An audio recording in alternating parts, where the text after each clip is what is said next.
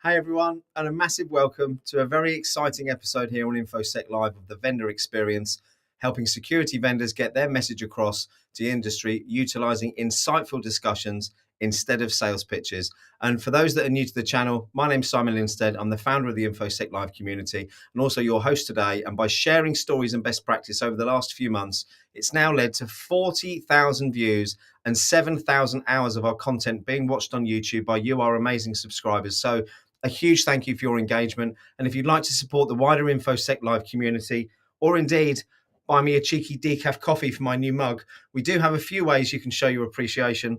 First up, the ability to purchase super stickers in the chat if you like your question bumped up to the top, and 3 tiers of membership allowing you to show your support in any way that you can. And if you want swag, we've now got you covered with a brand new YouTube store open, link at the top of the page. But whether you join or not, being here and engaging with our content is what really matters. So if you're watching this live, please do like and subscribe. We try to make these as interactive as possible, so make sure you do drop any questions you might have in the chat. After all, it is you who makes this so special. And if you're a vendor and you want to be featured in this series, please do reach out to me through the InfoSec Live community.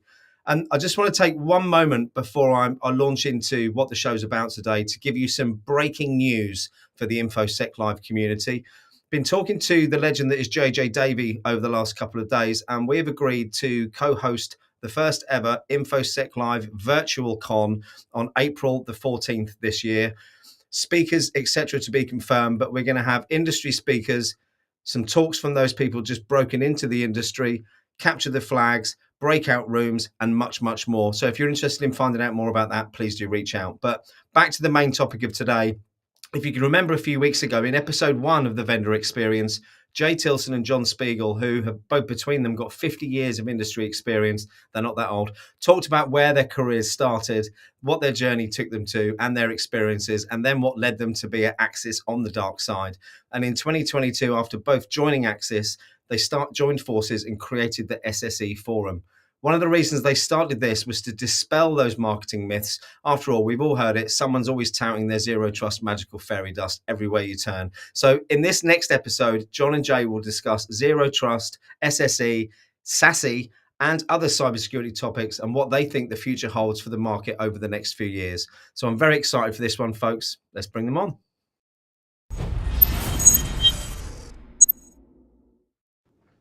Good morning, good afternoon.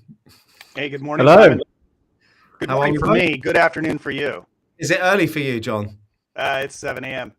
It's just got the kids ready. They're about ready to head to school now. Excellent. Well, you look very awake for 7 a.m. So I take it you haven't just been up half an hour, John. Pretty much a half an hour and 2 cups of coffee. Well, thank you very much for tuning in. And Jay, I take it you're on your 15th coffee of the day, my friend. No, fun enough, I've got the coffee with Jay mugs. See, look, matching mugs, but it's tea. I made a mistake a couple of weeks ago of having coffee at this time of the day, and I just don't sleep. But I thank you for not mentioning pizza in your intro. Thank you. Let's see if we can get all the way through without mentioning it. I don't want to be upset. We can't, because you can't that see might it. be tough. I've got an iPad up here with a list of questions, and 4 of them relate to various dough-based questions. Concoctions. But look, all joking aside, last time we heard all about both of your journeys into the industry. What we didn't hear about was what you're doing now. So I want to start off by I suppose talking about what I mentioned at the start, which is why you both set up the SSE Forum. Now, I'll let you guys choose who wants to go first on that. I'll let I don't John think there's go much first. choice. Jay will go first. Oh, Jay. see, why do I get to go first? Good answer. That's a really good question. I mean, I've been the other side of the fence, like customer side of the fence, for 25 plus years, and buzzwords come along and buzzwords go, and I never truly. I mean, I've been kind of doing zero trust without knowing it was called zero trust. So I wanted to segment the network. I wanted to stop ransomware. I wanted to stop those insider threats. And I was doing VLANs and microsegmentation and all those kind of things. And then the pandemic, just pre-pandemic, in fact, I was looking at replacing the VPN in the company I was working at. And I just didn't like the way we did VPN. I didn't like the way it kind of put all the users just straight on the network. I worked for a manufacturing company, and there were contractors and third parties, and we didn't manage their computers, and we would just give them a VPN, and we would go, yeah, just go wherever you like on the network. Obviously, we had MPLS and then SD-WAN, and that meant those third parties and those contractors could kind of go everywhere. And I didn't like that. I didn't like that idea of that. So I rolled out a ZTNA solution before it was called SSE and before SASE and all those things kind of came along. And then I had an opportunity of joining Access, and really for me, kind of giving back a little bit. I mean, part of the reason I joined was because I had conversations with John, and we were talking about the SSE Forum. And actually, we kicked off the SSE Forum before I joined Access. And it was really to kind of get around and break down all those kind of silly buzzwords and myths and all of that kind of stuff. I'd spent so long kind of swimming through that murky water and trying to figure out what technologies existed and what they would do for the businesses I worked in, that I really wanted to give back. I really wanted to help people understand. And the first thing we really did with the SSE Forum was we went on this journey to figure out what zero trust was.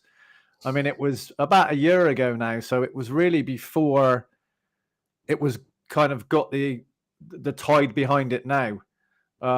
So we went out and we spoke to John Kindervag, and we kind of spoke to the people that did zero trust way back when, because it's not a new thing. And we dug into it a bit deeper, and I was like, well, this is kind of what I've always been trying to do without knowing it was labeled zero trust. So I'm waffling on now, and I didn't mention. Oh, yeah, you're not. But I'd like to ask a question related to that, and maybe I'll pose it to John. So, for a non-industry expert like myself, the terminology SASE and SSE don't mean an awful lot. Well, they mean more since you shared information with me than they did 2 weeks ago. But up until then, it hasn't. And also, not mentioning names here, but I've spoken to 3 CISOs or CISOs, depending on what part of the world you're in, over the last couple of months, who are also struggling to comprehend what that terminology actually means. I mean, one of the comments was, oh, here we go, another 3-letter acronym I need to learn about before I speak to the board. So, John, is that a good place for you to start, to give that kind of explanation? I mean, yeah, so let's kind of back up a little bit. I mean, every time there's a major change in technology, the vendors do sometimes a good job, but often not a good job of explaining the why, and also why this is needed. A lot of times it's selfish, and that's what they do. They go out there and market their product as the next thing, the next big thing, and it may be an iteration on something old. What was needed, and Jay and I had a long conversation around this, is in a sense a vendor neutral organization to kind of explain what these things are, because you've got this, it's almost a troika of things coming at you, and you've got zero trust, you've now got a distributed workforce, and you got this thing called SASE, and how do you bring them together? And that's really what the forum is about, is how do we bring these technologies together, and also how do we explain them. And the other piece that we found out, and we agreed on this because, well, you said it at the beginning, we've got some experience in this area, a long time amount of experience.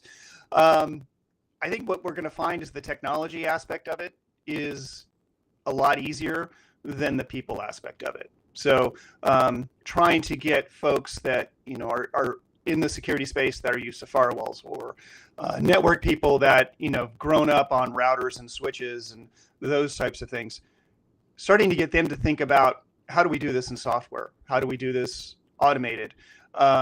Where can we not have to do all the complexity? How can we simplify? How can we make this technology more business forward versus, technology based? And I suppose Those a are lot of that, the John, types is of questions we wanted to answer with the SSE Forum. I suppose is a lot of that moving away from legacy type systems. Exactly. Yeah. Yeah. And that's hard for a lot of people to do. I mean, I grew up as a networking person, and my unit of operation is a router. It's hard to move away from a router, but to be honest with you, what is it? It's software. It's just wrapped in a sheet metal box. And now I have to run it at scale instead of just a few devices. And that's what brought us forth with software-defined networking.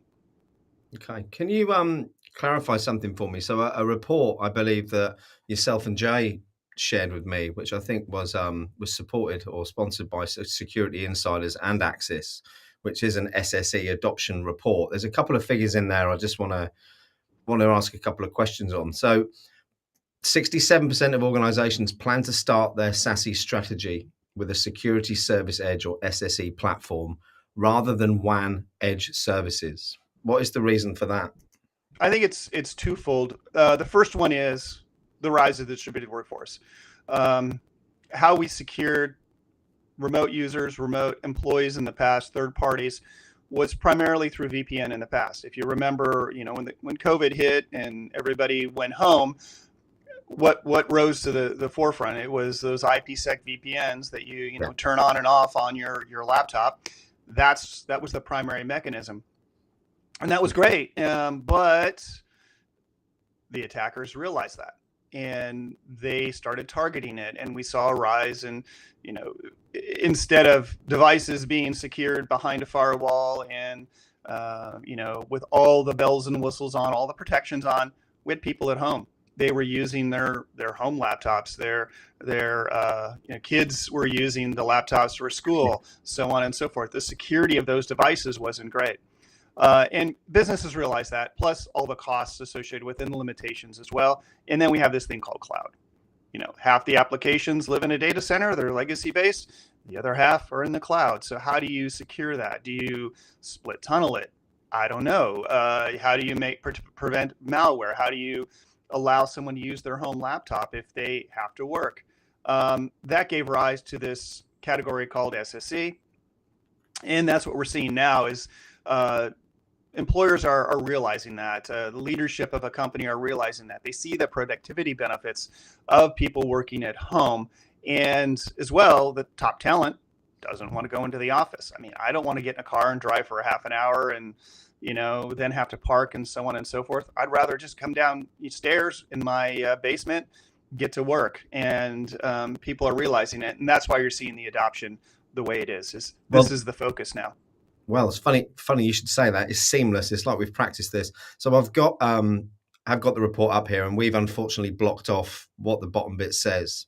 But this is a survey done on current work practices. So 78% hybrid, 10% remote, and 12%, I think it was, in office, which kind of reflects everything that you've just said with regards to the changing workforce that we've seen. Do you see that changing again moving forward? Do you think people will ever go back to the office? I know that there was a big exodus of people. Yeah, I think that's a good question. I mean, we actually saw people start going back to the office. So, I mean, I wouldn't say the pandemic is over. I don't want to say that, but kind of it's dwindling maybe. Yeah. And we did see, certainly in the UK, a lot of companies requesting users go back in the office, requesting their staff go back in the office. And there was a bit of a time frame where those numbers kind of increased.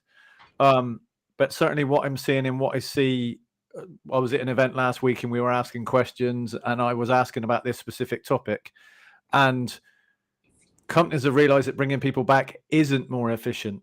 It isn't gonna bring that kind. It's not gonna. I mean, people were efficient at home, so for a period of time it went up, and now it's kind of going back down. So people are going to be more hybrid. I don't think. I don't think we're going to go back to people being in the office full time. I miss being in office, if I have to admit. I enjoyed the event Hello, John's daughter. I missed the events. I mean, we were at an event last week, Simon, face-to-face event. I miss that face-to-face interaction. I miss having coffee with lunch with people. I miss having dinner. But I don't need to drive 2 hours to get to an office to then do a Teams call or a Zoom call with John, who's important. Well, are you saying you're happy to go out for lunch, but you don't really want to go to work? That's what that sounded like to me.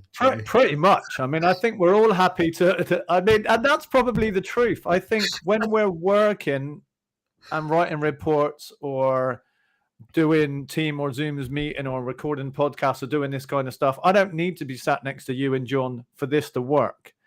I don't need to commute for a period of time for this to work. Would I like to spend some time with you? Yes. Would I like to spend some time with John? Yes. Imagine the impact if we could open a fresh pizza box live online with pineapple and anchovies on it, Jay. No. I mean, I want to do a shout out on the report before we move on. If you want to look at the report, it is on the Axis website. It is a very good report that Cyber. Do you want to drop the link for that in the private chat here? And then what I can do is I can drop it in while Jay's doing that. I will do that. I'm just going to get John to. I mean, I think we've covered off this a little bit, but Dwayne's asked a question here. Curious to hear if hybrid represents a unique challenge, perhaps even more risky than full remote or in office, since employees may transit materials more often. And I think you've seen examples of data security issues with USBs being left on trains and all sorts of stuff. But do you agree with that, John? I mean, to a certain extent, yes. People moving their laptops back and forth, especially in an urban environment, there's always the risk of, if you leave it in there, you could have a break-in. It was a challenge we had at my previous job. We put an office downtown Portland, and we noticed an increase in break-ins. A lot of it came down to putting in certain policies and incenting people to not leave their laptops in the car. I think the real challenge, though, is different. The real challenge has to do with how do you manage your teams? How do you create a culture? If you're working remote, you're not having those one-on-ones in a face-to-face physical format. They're over video. When I joined Axis, I didn't meet anybody face-to-face for almost 3 months. It took an event here in Portland for me to meet the first fellow employee that I worked with, which was very odd. Jay as well. I mean, I didn't meet Jay in person until RSA, which was June. Yeah. So, we developed our relationship was primarily over this medium right here. Would it have been better to meet in face-to-face? Absolutely. And I think that's the challenge that people are going to be up against. And that's why I think it's going to be not a remote workforce, but a hybrid workforce. So what management will do is likely bring people into the office. They might have lunch. Lunch is a great way to break the ice. It's a great way to have conversations that you otherwise wouldn't had. And it's that it's those small conversations that really drive success in an organization, in my opinion. I completely agree. I think that's where we're headed. And the bigger challenge is going to be creating the culture, creating the leadership strategies that are successful in this new era. Thanks, John. I actually had a face-to-face meeting this morning. Had breakfast. Someone bought me breakfast this morning, which is nice. Poached egg on toast and a cup of coffee. Yeah, and it's actually the sponsor for one of our events, our first event in Cambridge this year. He lives literally 20 miles down the road from me. We've been chatting now online for over a year, but that was the first time I've ever had a face-to-face meeting with him. And that hour and a half over breakfast this morning, we uncovered so many different ways that we could work together and potentially help each other. It's untrue. And that just hasn't happened, for me as much on this kind of relationship than it does when you actually do get to see the whites of their eyes, as they say. But I mean, this technology that we're working with right now is relatively new. The human existence is hundreds of thousands of years. We've developed this ability to gauge trust in a personal way.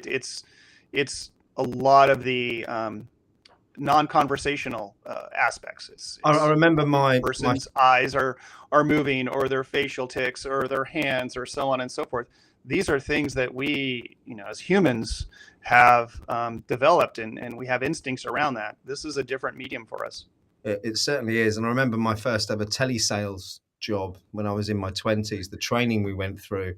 A big part of that was the fact that you're losing 70% of your communication methods. There you go. By using the telephone. And I know it's slightly different because now we can see each other's faces, but it still isn't the same. I completely agree. And just a quick question. We've got a fan in the audience for you two here. Art O'Kane, CISO or CISO over there in the States. Are you going to RSA in April or any other US conferences for that meeting up and networking? I'll pass that to you two first. Yes, the answer to that is more than likely we will both be at RSA and also Black Hat. So yes, and Art came on our podcast and was brilliant, talked about ransomware and all kinds of really interesting stuff. So he's a great guy. Yeah, I was going to say, if you happen to be at RSA or anyone else in the audience is at RSA, give us a shout. We'd love. Likewise, we'll be running a CISO experience event, an in real life one in San Francisco on the second night of the conference. I'm just waiting to get venues and everything sorted out, but as soon as I have, I'll let you know. Okay, back to the main topic. Do you mind if I refer to this report that I've been going through, because I've got quite a few questions? Go right ahead. Is that all right? Yeah. Let me bring this slide up, because this is a really interesting one. When securing access to the modern business, which group of users presents the most risk to your organization? Talk to me about why contractors are the biggest risk. I think I alluded to that at the beginning. I mean, I would put contractors and third parties in there. You don't control their machines 90% of the time, 95% of the time. You're not responsible for patching them. You're not responsible for virus protection or EDR. You have really no control of what they're doing with those machines. But then you put them on your network. You either physically put them on your network in the way we used to work, where they come in and they plug in a cable and they're on your network, or you give them a VPN, and that VPN gives them an IP address on your network. And yes, we've all tried to do things like ACLs and VLANs, but prone to human error. Those people can pretty much see your whole network. And I mean, to be honest, I like I said, I come from a manufacturing background, but we did do code and we did do development. And if one of those contractors or third parties got compromised with something, it spread across your network. And this is why security is becoming a business enabler, in my opinion. You know, if you do it right, it opens other doors, and not just government contracts, but lots of other firms as well. And there's a really interesting point further down that page. This one. What is the biggest challenge in securing the modern workplace?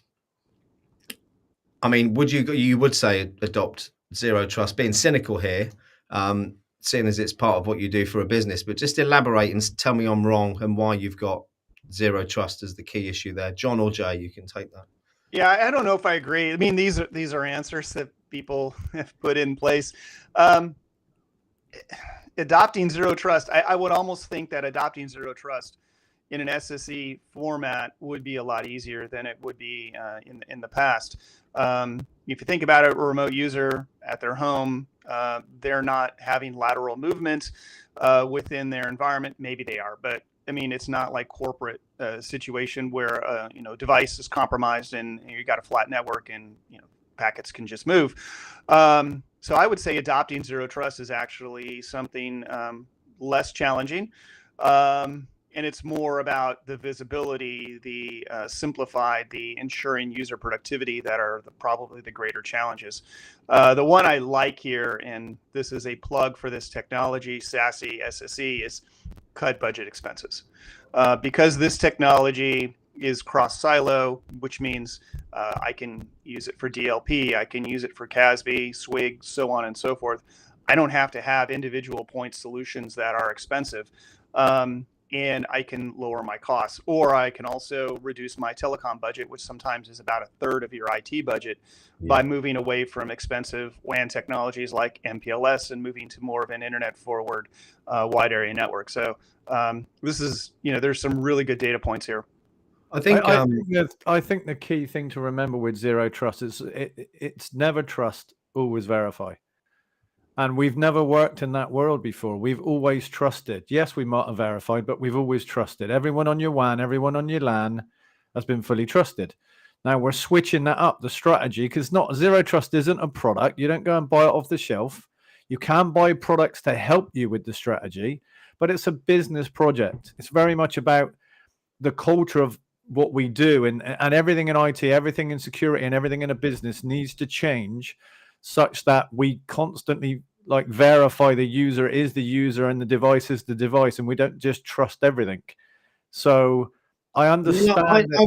I wonder whether the answers that you've got back from this survey when you're asking leadership are a lot to do with the marketing noise out there around Zero Trust and the confusion about it. I could argue that adopting a Zero Trust strategy is the most challenging part because no one really knows what they're meant to be doing. Or is that being a bit harsh, John? No, I mean, that is honestly true. There's so much marketing out there that the term, I will mention it at a prospect meeting, and you can almost see their body language change. But that said, think about all the security strategies we put into place and all the technologies. We've been talking about RSA. RSA is a great example of this. Think about the amount of VC investment into RSA. Think about the amount of enterprise purchase orders that come out of a conference like that. It's massive. Has cybersecurity improved over the past 5 years, 10 years? No, I wouldn't say so. No. It's like we got a bunch of technology, but we don't have a strategy. And that's, to my mind, what Zero Trust does. Whether it's, you call it a cybersecurity strategy, the one I like, if you've listened to anything Paul Simmons has said, this is a business enabling strategy. It's not just about security. It's about how do you go to market with a company that you can securely partner with, suppliers, partner with contractors, start to outsource some of the context of your work and focus on the core. To my mind, that is really the value of Zero Trust strategy. It's not about security. It's about enabling your business. But is a lot of this then down to the fact that it's a product-led marketplace by most Absolutely. vendors, rather than a self-serving consultative approach? Yeah, self-serving, the vendors out there want to market their product in the way that the analysts are telling them to. And Forrester, and as well as Gartner and many others, are touting Zero Trust as the key thing. So they're like, hey, we're going to latch on to that train, and we're going to drive it and market our product. I mean, even if you're in the backup space, you're like, hey, we're Zero Trust. Are you really? And AI. That's another one. AI. Oh my gosh, AI is everywhere. AI will change the game eventually. I mean, the automation aspects of it, but it's probably the next big buzzword to suffer like Zero Trust is. But all of that said, it's the strategy we need to consider right now, given what else has worked. It makes a lot of sense once you start to dive into it and get beyond the veneer of all the marketing.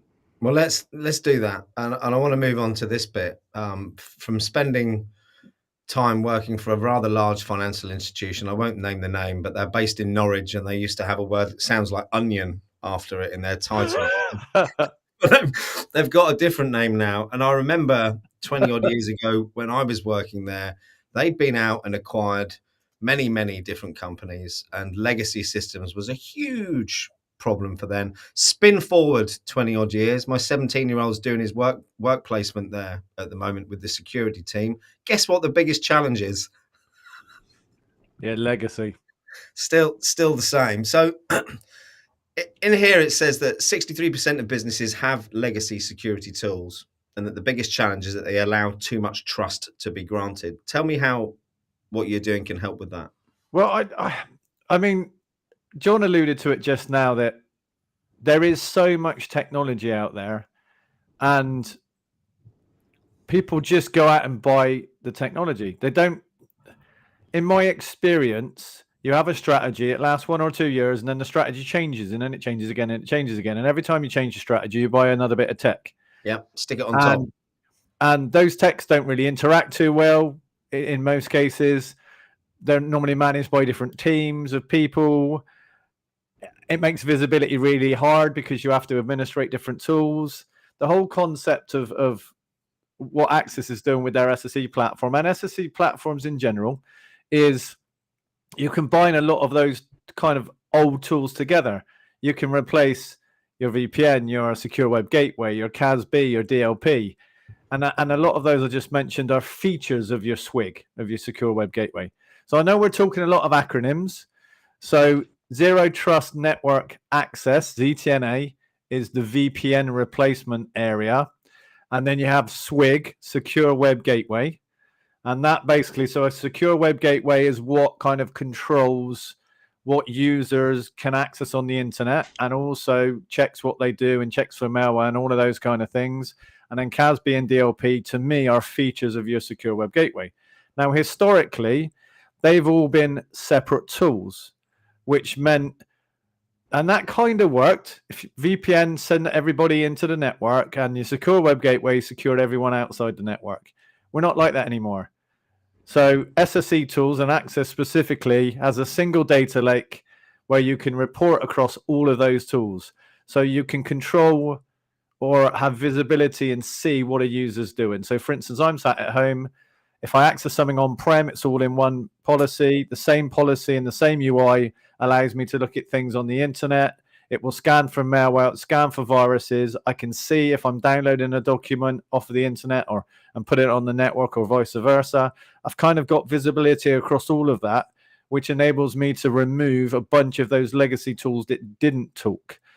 And in this document, and we may get to it later on, but digital experience monitoring, i.e. seeing what users are doing, it is something that people are really investing in and need right now, because all of those kind of castle and moat setups that we had before, we're not living in that world where all of those legacy tools that you had on your LAN or WAN can see everything that's going on. Your users and your data aren't there anymore. So you need these tools. And like we said before with VPN, and this is number one here, too much trust granted to users. Yeah, you trusted all of the users, whether they were third party, contractors, or anybody else. You trusted them solely on your network. And I like to use the analogy of, it's like going into a hotel, going reception, and they give you every key to every room in the hotel and just assume you're going to go to your own room. Right? That's a good analogy. We don't want to do that anymore. You actually want to give someone a key to their own room. And in fact, you want to follow them so you can see them go into their own room and watch them go in their own room. And then you want to. Is that what you were doing when I saw you in Manchester? I thought you were absolutely just followed you all the way to your room. But John, I don't know if you wanted to add any more to that. Yeah, I think the two comments I wanted to make is, in the past, and I referenced this earlier, is a lot of these solutions were point solutions. So you had your CASB, your SWG, your DLP solution, your firewall, so on and so forth, but there was no integration between them. So these were all point solutions, isolated. This new strategy is more about integration. So if your zero trust is your foundation, your ZTNA is your foundation, and as Jay mentioned, your SWG is a feature, your DLP is a feature, your CASB is a feature. The cool thing is all of these are integrated, so they're all talking to each other through APIs. That's very powerful, because if something happens within the network, or someone downloads something malicious, the system can respond in a rapid manner. The other piece I want to point out is, we're seeing a lot of conversations around single vendor X or portfolio of solutions. The question you have to ask yourself is the architecture open? Yeah. And what I mean by that is, a vendor can't do everything well. A lot of times they acquire a product. Sometimes it's organically built. Sometimes there's integrations. The question you have to ask yourself is, how well integrated is it? Are there northbound APIs that allow me to ingest, for instance, if there's malware on the network or somebody phished and your email system, it's in there, is there a mechanism whereby I can see that and alert the rest of my my network, rest of my security? So I think, the future is about this easy to use technology, which are getting rid of a lot of point scenario or products, but as well, the other side of it is it has to be API based, and those APIs have to be open. and you have to partner with other vendors out there. There's this concept that Gartner brought forward, a cybersecurity mesh, and that's exactly what it is you've got these core technologies, but also you've got integrations with an endpoint, an email system, your SSO provider, so on and so forth throughout the security. That's the way we're going to go forward. So we have to prefer open architectures because no one's going to be able to do everything 100% and do it extremely well. Well, we've talked about the future there, and what I haven't brought up is kind of the history of networking. And you have given me a really good slide that demonstrates that. I've had a few technical problems getting that PowerPoint up, so I've got a solution, but it does mean you're going to have to tell me if you can see it, because I'm going to go full screen and then not be able to see you. So I'm going to try and bring this slide up for John to talk through, because I think for people who perhaps aren't as old as me, this could be really useful. 1 second. So there's the slide, but what I'm going to do now is try and do this so people can actually see it. Hold on. There. So is that full screen now? Yeah, it's for some reason it didn't come through 100%, but that's okay. I think you got to click a few times to build out the entire slide. There we go. Go back. One back. We can talk to it. Previous. There we go. Yes. All right. Seamless. Yeah. So I can't see you now, by the way, so I'm relying on you to tell me when to turn this on. We can see most of it. So what we're seeing, or this is kind of the history, my unofficial history of networking, is networking moves in 10-year arcs. So if you think about it, in the 60s, we had Woodstock and the birth of what we known as the modern multi-protocol router. That happened in the US. It was multiple colleges connecting together their networks, and these boxes were massive. I mean, these were the size of refrigerators. In the 70s, we had disco, and the WAN as we know it was born. So we had the routers, and now we had this need for interconnecting locations. A lot of this was done over the PSTN network. It was a lot of dial-up, but the WAN as we know it was born, and businesses reaped the benefit of that. That resulted in this 80s protocols. I mean, this whole scene was like the punk rock era, or you call it the new romantics of the 80s, the British invasion. There were so many new genres coming out. If you think about the protocols, AppleTalk, IPX, DECnet. We also had, on the frame side, Token Ring and FIDI, and there's so many things happened here. The 90s, things started to change. We started to see consolidation within the industry, and we started to pick winners out of all those protocols and frame, layer 2 technologies. Ethernet became the winner. So Token Ring started to fade away. FIDI started to fade away. The preference was now Ethernet. The 2000s, we saw the same type of consolidation. A focus on a single layer 3 protocol. TCP/IP won the day. We no longer talked about how do we route IPX or AppleTalk, which was a horrible protocol, and TCP/IP won. But then what happened? TCP/IP opened up something that really changed all of our lives, and that was the internet. The internet drove networking, to a massive level, to the point where it could not be managed properly. And that brought forth our Taylor Swift of the network industry, and that is Martin Cruzado.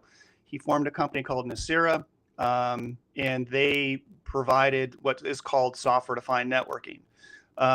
Originally, the focus for this was the data center, but long-term, it became something that we all know as SD-WAN. And originally, the term SD-WAN was SDE-WAN, so software-defined enterprise WAN. That was coined by Kumar Ramachandran, who formed CloudGenix, but it got shortened to SD-WAN to the point where in 2015, we famously said by Andrew Lerner from Gartner, he said, "I love SD-WAN. SD-WAN took off like a a rocket into the sky. And then the 2020s, what happened there? We had distributed applications, a distributed workforce, and that gave rise to SASE and SSE. Why SASE and SSE? Well, SD-WAN had a problem.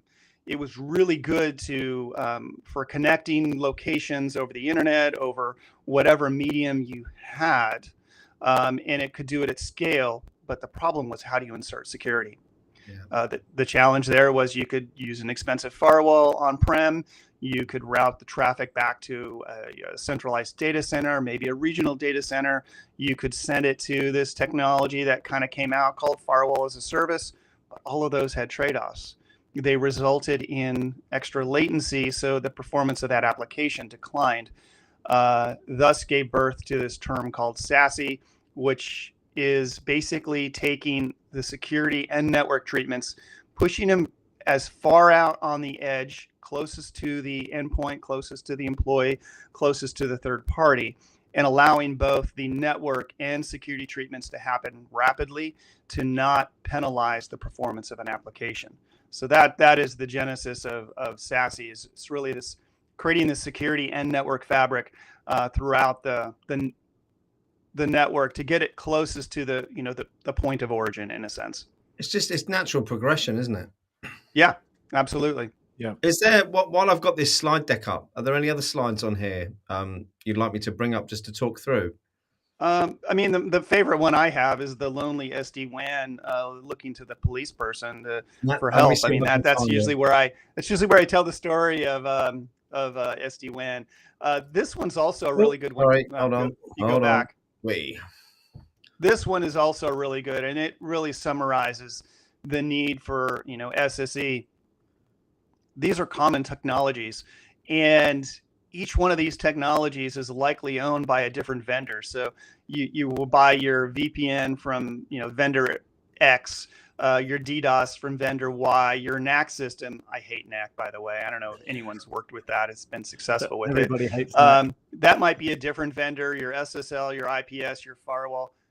You could have 8 different vendors in this space, non-integrated in any way. And the genius of this slide is the application that Amy and HR is looking for. It's out on the internet. Give me a break. This is the way we're securing remote users. This is really why we need to make this move to SSE and SASE as well. And if you look in the report, you'll see that all of these kind of VPN and DDoS and all of those things are listed as kind of why people are moving to SSE. Let me come back and stop sharing because it's disconcerting not being able to see you guys while I've got that on the screen. So let me get rid of that. There we go. Yeah, I mean, people were asked within that kind of report and within that survey, what are you hoping SSE will achieve? What tools are you looking at replacing? And all of those tools that you just listed as being that kind of journey that Amy would take are the tools that SSE replaces. On this one, where's it gone? Let me find it. I was going to share my screen because there's. I think there was a book called PowerPoint for Dummies. If you want me to order you one. It's more MacBook Pro for Dummies. I'd like to get that across quickly. But think about all those those devices that we showed in that graphic. Think about the cost associated with it. Firewalls are not cheap. DDoS is not cheap. NAC is not cheap, and the complexity of putting it together is fairly high. You need to dedicate an engineer to that. These are, I remember creating budgets to run this stuff, and it's incredibly high. If you can move to a cloud-based service, you get rid of a lot of that. I mean, that's the genius of a SaaS-based application. O365, great example of that.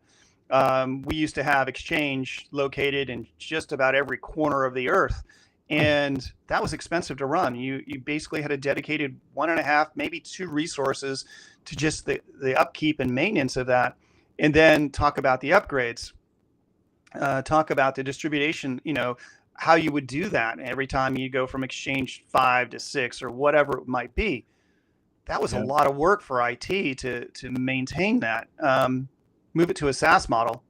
Heck, I've freed up some resources now that I can dedicate them to projects and generate revenue or reduce risk. That's the real value. Is that slide previously is taking all of those point solutions and putting them into a service and delivering it security from the cloud. That's why I'm very bullish on this space. Or we could have just used Art's comment, which is please replace all of them. Thanks. Yeah.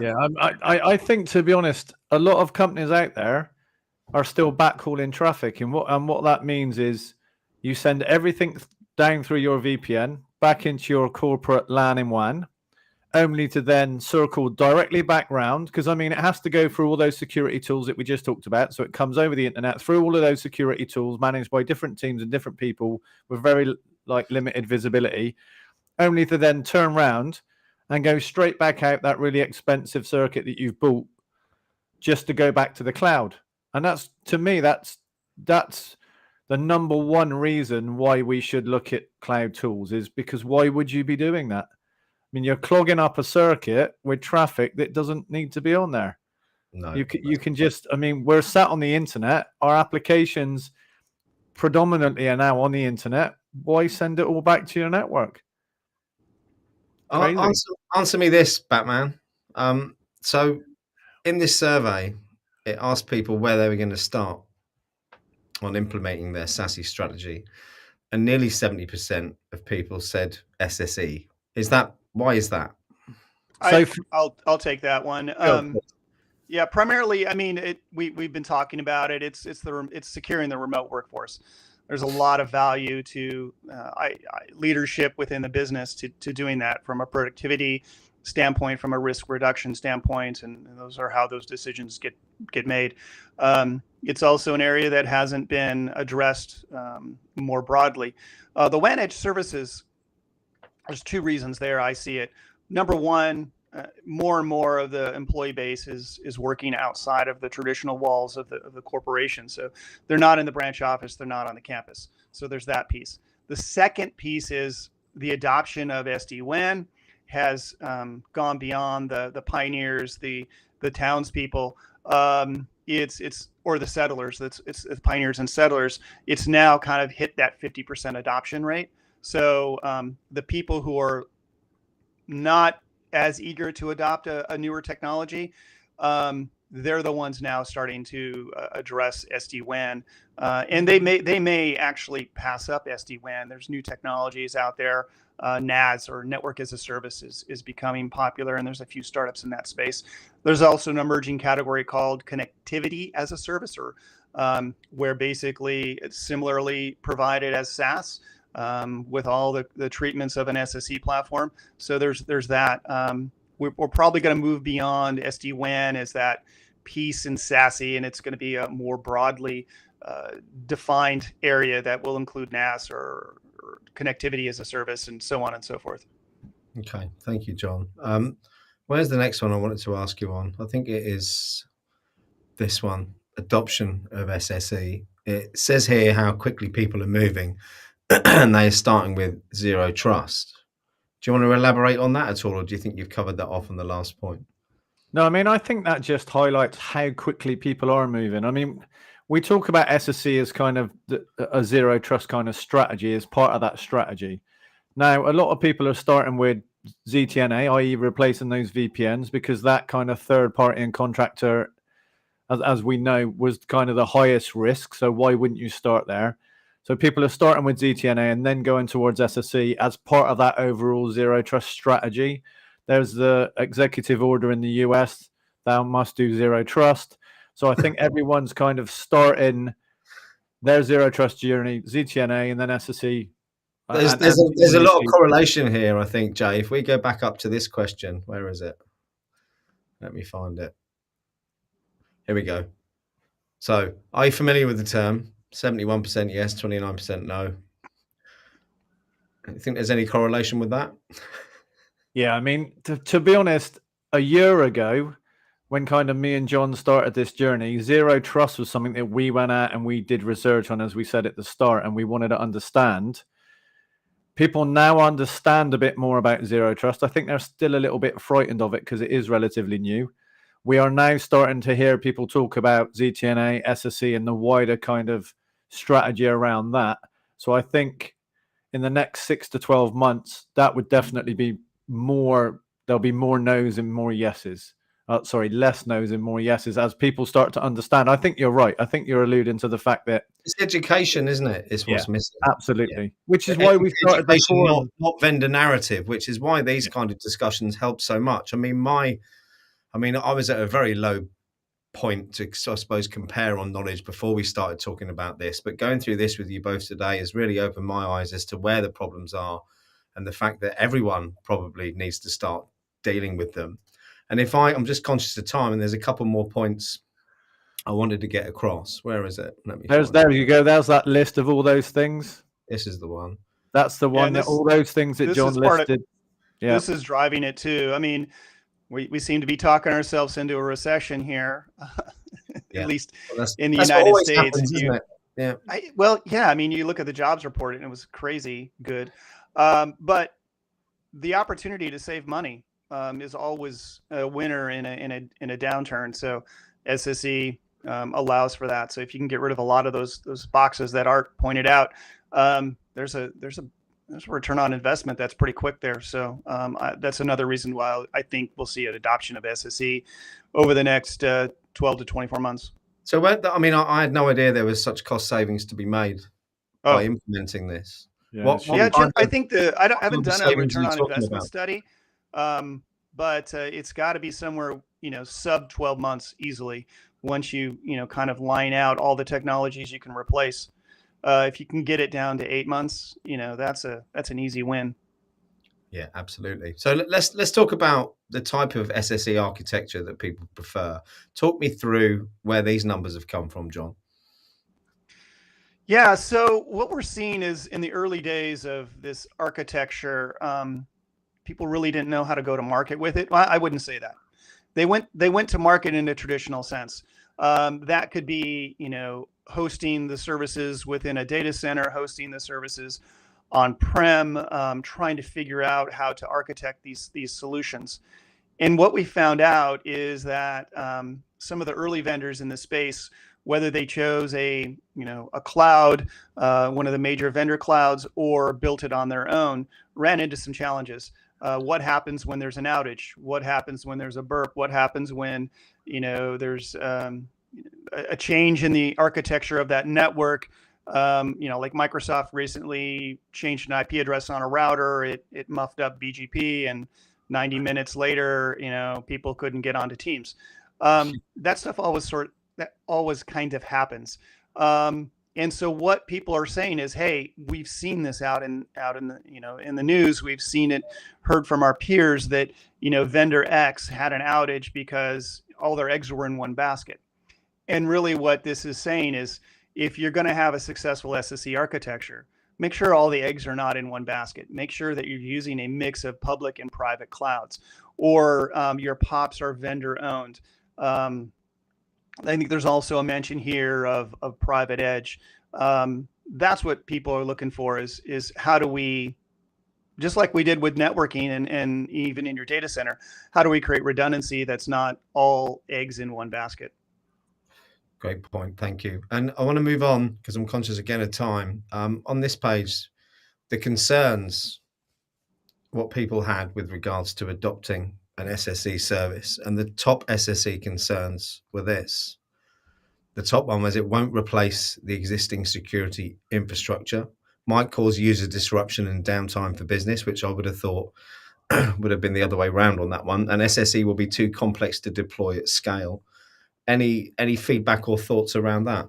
I think the won't replace existing security infrastructure is not uncommon for people to feel like that, because as we talked about, history dictates that people just buy new products. They don't get rid of legacy. Yes. Now, if you have a strategy and you want to save money, you have to get rid of the elements that you said you would get rid of. I've seen so many projects over the years where you buy a tool and you don't remove the legacy equipment. To do this, you need to ask your vendors all the right questions. You need to ask them, is their kind of product going to be able to do these things? Does it cover all ports and protocols on the VPN? Does it have agentless access? Does it do server initiated flows? Does it do all the stuff that you're going to need? A lot of people have VoIP, for instance. Are you going to be able to replace your VPN? Is your SSE platform going to support VoIP? There are lots of things that you should ask, and feel free to reach out to me and John about kind of those things. I also think the disruption and element is true. We've all lived through trying to put a new product in and it not gone particularly well. But again, moving to the cloud, moving to something that isn't hardware, moving to something that is a lot more simple to kind of configure and implement, and just take one step at a time. There's no, you don't need to rush. And again, complexity. We've lived in a world where everything is complicated. We've lived in a world where we've got 3+ security tools trying to talk to each other. The whole concept of going to an SSE platform with a single UI is you remove those issues. So I do understand. Well, human nature, Jay, we're all very averse to change.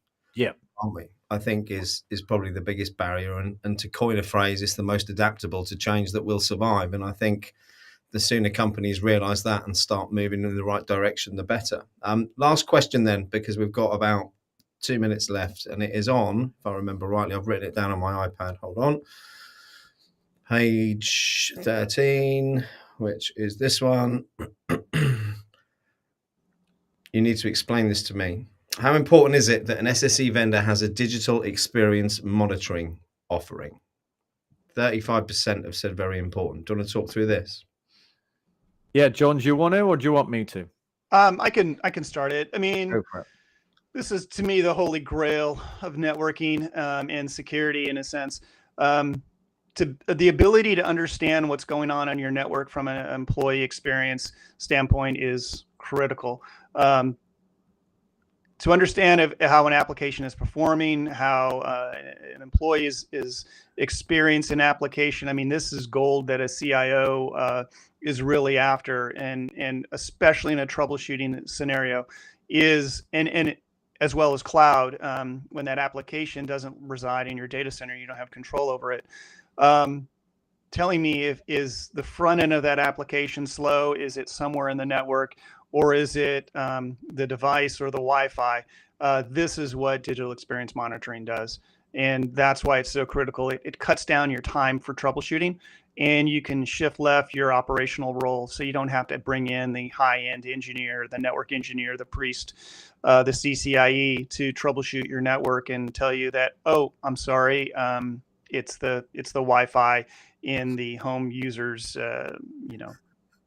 office that is causing the problem, or oh yeah, it's the application that has high CPU on the back end of the SQL server. These are the types of the challenges that digital experience offers. You can't protect against what you can't see. No, exactly that. So why have only 35% said it's very important? Is that again down to lack of education and awareness? Yeah, I believe so. I mean, a lot of the SSE vendors are talking about the core technologies, ZTNA, CASV, DLP, so on and so forth. They're not talking about DEM. And that's why Jay and I did a podcast early on. The missing element of SSE is digital experience. And I truly believe that this is the critical piece. As a lot of the SSE becomes more commoditized, this is an area where I think we're going to see some differentiation. Thank you. Appreciate it. Jay, any comments on that? No, I'm glad we got all the way through that and you didn't ask me about pizza once. So thanks for that. Well, I mean, I got to have breakfast. So. That's what my daughter brought me. So it's cold, and that's the best way to have a pizza in the morning. I love that. Please tell me there's pineapple on there. It does. I wish I could do a close-up of it because it does have fresh pineapple. Let me get rid of this. Here we go. Hold on. Show us that pineapple, John. Let's see. Yeah, boy. There you go. Guys, it's been absolutely amazing. Arto Kane, as we speak, is adding DEM to the need it list. which I love. And he also mentioned, other than capturing NetFlow, SFlow, and seeing types of data, top talkers, etc., using a NetFlow analyzer, I have nothing for DEM. There we go. Potential lead for you there.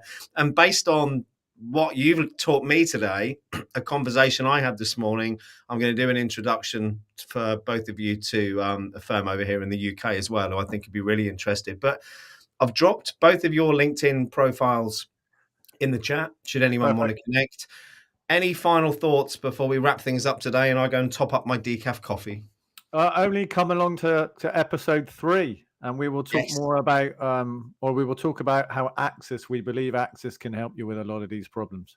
Excellent. And I'll make sure that I bring some anchovy-laden pizza along for that one as well. John, any final comments? No, I mean, thank you for having us. I always enjoy these conversations, especially with Jay, and we can talk a little bit of food here and there. And no, this has been fun.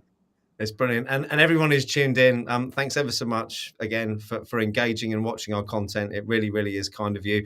Again, don't forget, we've got some in real life events kicking off in the UK and US. If you want more info on those, please reach out to me on LinkedIn or through the InfoSec Live community. That leaves us all to wave crazily like we're on an 80s chat show.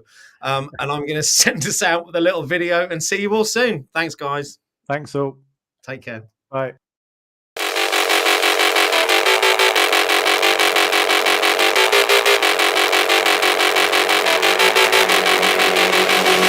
Thank you.